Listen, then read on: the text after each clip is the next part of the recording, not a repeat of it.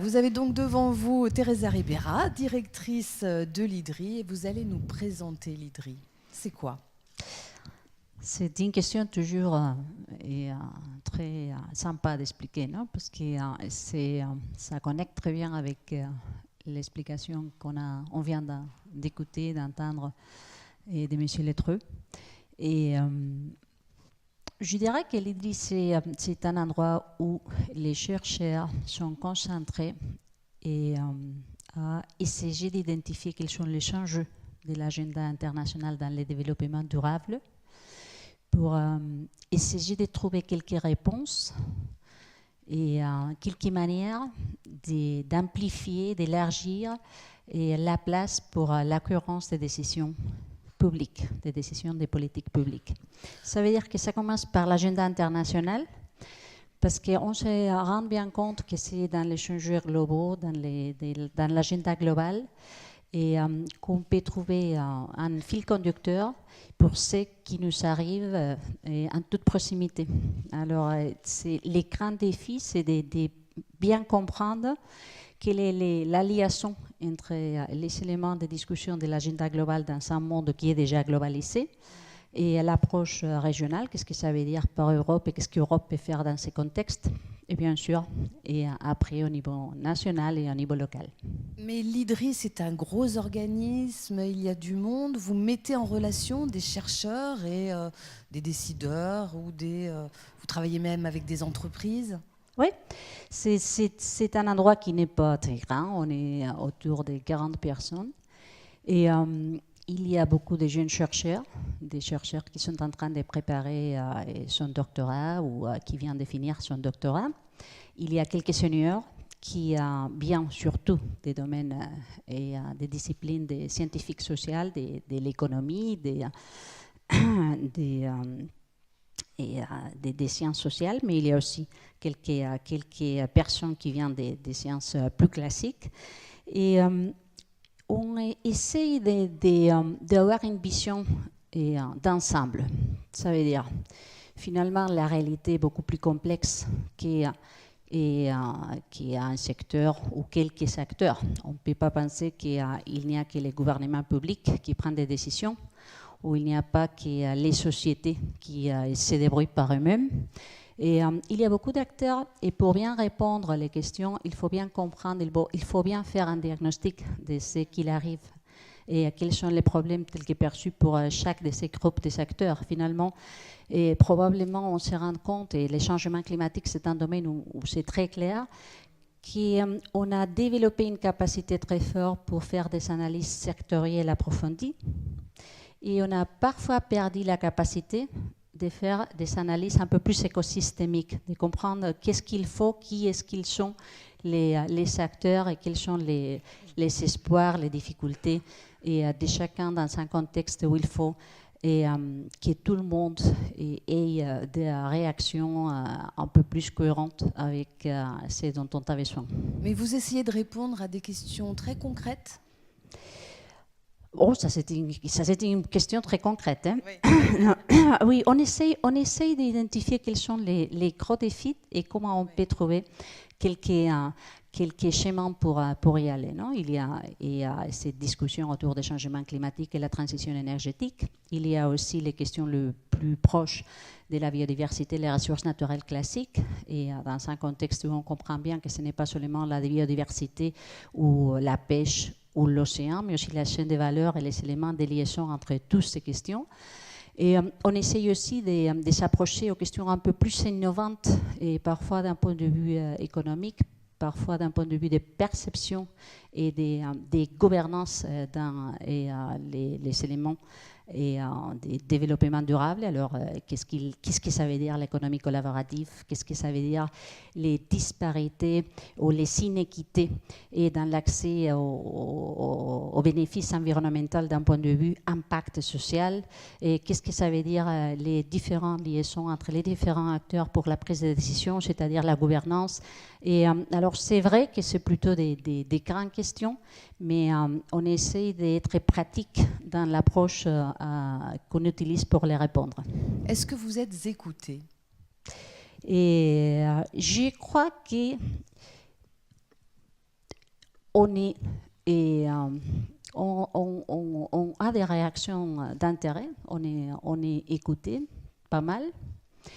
Et en même temps, on s'est dit, ça, c'est une frustration qui arrive toujours et on n'est pas assez écouté. Non? Je veux dire, parfois, on a l'impression qu'on a envie d'aller plus vite, d'essayer qu'on voit qu'on aille, même si on se rend bien compte quand on fait des analyses un peu plus économiques, sociologiques, culturelles, et qui est pour faire avancer les choses.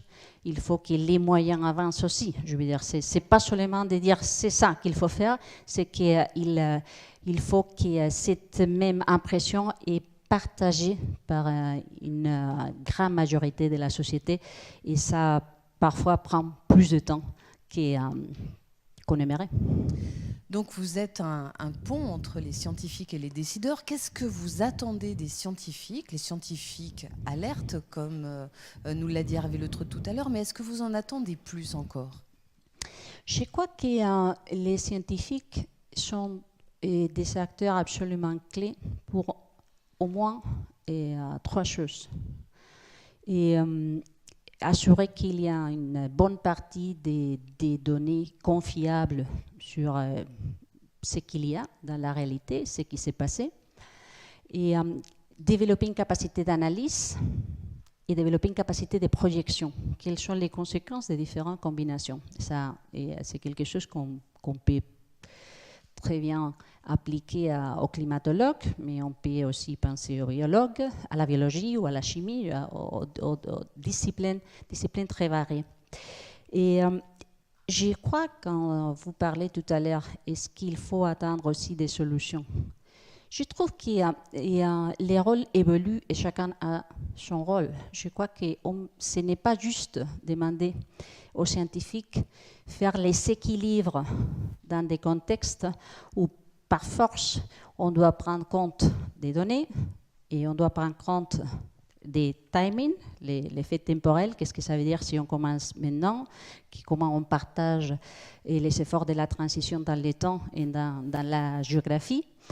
Ça doit être les rôles des institutions publiques, mais ça doit être aussi les rôles collectifs, la compréhension et la réaction et la demande des sociétés en général. Et j'ai l'impression qu'on a commencé à comprendre que c'est comme ça qu'il faut fonctionner, qu'il y a besoin d'une compréhension beaucoup plus vaste, beaucoup plus grande de quels sont les différents enjeux, qu'est-ce que ça veut dire, les différentes connaissances scientifiques qu'il amène sur la table, et quelles pourraient être les conséquences sociales, politiques, économiques, et si on ne prend pas les bonnes décisions pour réagir et pour gérer la transformation dont on a besoin. J'aimerais bien que vous nous parliez de votre expérience. Vous avez été secrétaire d'État au développement durable en Espagne. Est-ce que vous vous êtes beaucoup appuyé sur les scientifiques? Et est-ce que ça a marché? Je me suis appuyée sur les scientifiques et pas assez, je vais dire. Et un des défis les plus importants, et c'est quelque chose auquel Hervé Le Treut commentait tout à l'heure, il soulignait, c'est qu'on a besoin, et vous êtes journaliste aussi, vous allez bien comprendre ce que je veux dire, on a besoin d'identifier quelles sont les bonnes questions qu'il faut se demander, et on a besoin de trouver les personnes qui puissent donner des réponses qui sont compréhensibles. Alors, ça veut dire que c'est un effort, parce que pour quelqu'un avec une responsabilité publique, il faut penser quelles sont les questions autour desquelles j'aurais besoin de réponses, qui peut répondre à mes questions, et qui peut les faire d'une façon que je comprends bien ce qu'il me raconte. Et les scientifiques sont habitués à faire une analyse de la réalité par rapport à ce qu'ils considèrent qui est plus important, pas toujours, et très facile à connecter avec la manière dont les questions sont posées par la vie publique, par les politiciens, et pas toujours bien connecté avec la pluridisciplinarité dont les types de réponses qui sont posées ont besoin pour formuler les bonnes réponses. Alors, ce n'est pas seulement que les climatologues viennent nous dire ça va être les conséquences dans le climat avec cette ligne de concentration, c'est fantastique, mais ce n'est pas une analyse sur laquelle on peut tirer des conclusions automatique pour prendre une décision politique. On doit combiner ça avec beaucoup d'autres éléments. Et là, j'ai eu des expériences fantastiques pour faire une analyse sur les impacts possibles des changements climatiques en Espagne, en essayant d'identifier quelques lignes pour prioriser quelques actions ou quelques questions autour de l'énergie. Donnez-nous un exemple. Donnez-nous un exemple, s'il vous plaît. C'était très, très intéressant de voir des groupes de scientifiques très différents et qui essayaient de développer une analyse qui répondait à une question très simple d'un point de vue politique. Qu'est-ce que ça veut dire, les changements climatiques pour l'Espagne, ou est-ce que je dois mettre les priorités? On va comme ça vers la communauté scientifique. Elles disent, bon, on a besoin des climatologues qui doivent développer ces scénarios pour l'avenir d'un point de vue climat. On a besoin des personnes, des scientifiques qui comprennent ce que ça veut dire pour les sols, pour l'eau, pour les côtes, et pour l'agriculture, pour les incendies forestiers. Ça, c'est quelque chose de typique de la Méditerranée. Ce sont des écologues, des experts en eau, des biologues, des scientifiques de la physique. Vous avez réuni tous ces gens-là? Alors, on a fait cet effort et c'était super intéressant, pas seulement d'un point de vue des résultats, mais aussi d'un point de vue des processus.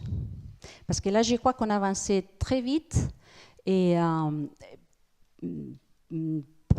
principalement parce que le GIEC a été en train de faire cet exercice depuis le début des années 90. Alors, il y a eu cet effort de partager la connaissance scientifique entre des disciplines très différentes pour donner quelques résultats. Et ce sont des processus qui, quand se passent dans chaque de nos pays, donnent des partenariats et des idées et des projets pour l'avenir qui aident beaucoup à trouver un langage en commun, à créer un dialogue beaucoup plus productif d'un point de vue réponse, question, besoin, action. Et donc vous avez cette expérience, vous allez l'appliquer à l'IDRI?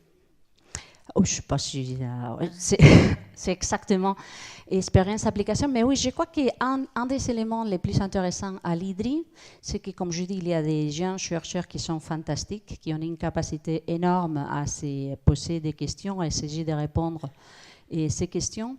Mais en même temps, il y a une équipe un peu plus senior. Parfois, ils sont des chercheurs, parfois, ils sont des personnes qui ont une expérience dans la gestion publique et même dans les négociations de quelques processus dans l'agenda international.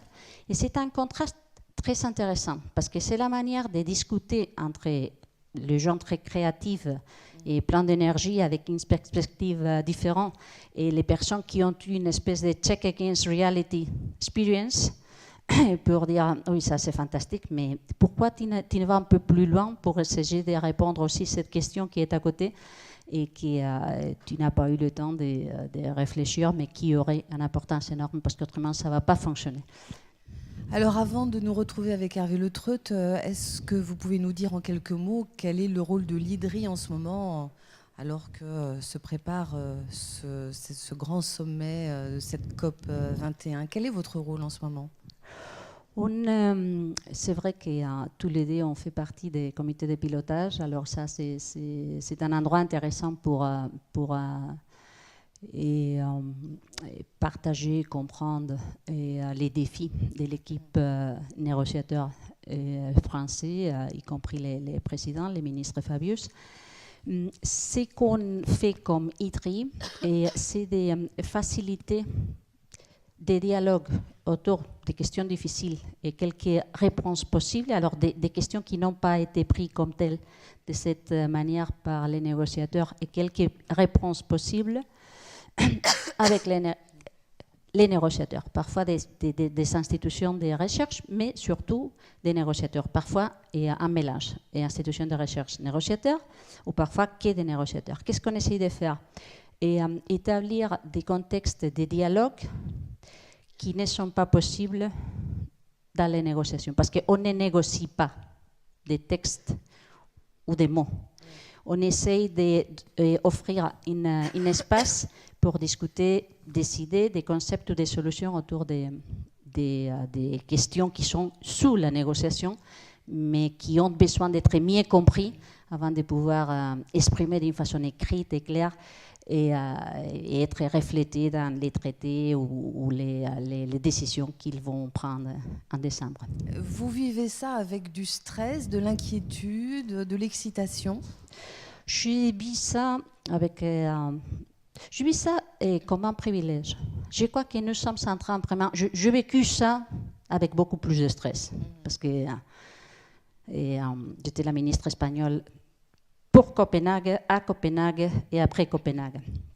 Alors, j'ai vécu ça d'une autre manière, quand on se rend compte à quel point il est difficile, à quel point il y a des disparités des perspectives politiques autour de ça, et à quel point ça pourrait être délicat au-delà des résultats concrets dans telle ou une autre réunion. Et je crois que ça a changé beaucoup. J'ai l'impression qu'il y a de plus en plus une appropriation de l'agenda. Tout à l'heure, on parlait des contributions nationales, des promesses nationales. Et moi, j'ai l'impression que ce n'est plus une histoire de dire n'importe quoi et s'oublier. Je crois qu'il y a de plus en plus un effort sincère, une compréhension sincère, que chacun doit regarder vers son propre avenir et essayer de comprendre quels sont les défis pour son propre avenir et essayer de définir les processus, les capacités de transformation pour assurer un meilleur avenir.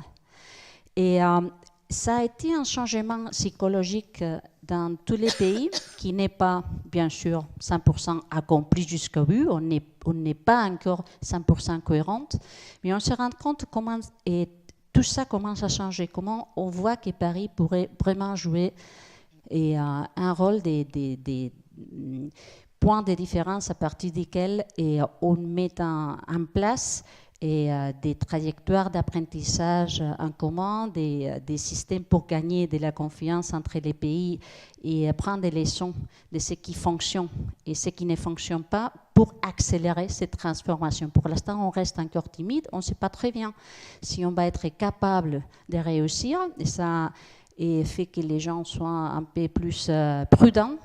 Mais il y a cette impression qu'il y a en effet un peu qui ne se correspondent pas avec la réalité parce qu'ils sont plus prudents de ce qu'ils peuvent faire, mais ils ne sont pas sûrs d'être capables de le faire. Et alors, ce qu'il faut, c'est de gagner la confiance pour faire plus. C'est bien qu'ils montrent qu'ils veulent faire. Ils sont en train de faire un exercice pour s'imaginer avec une prospérité, un développement différent.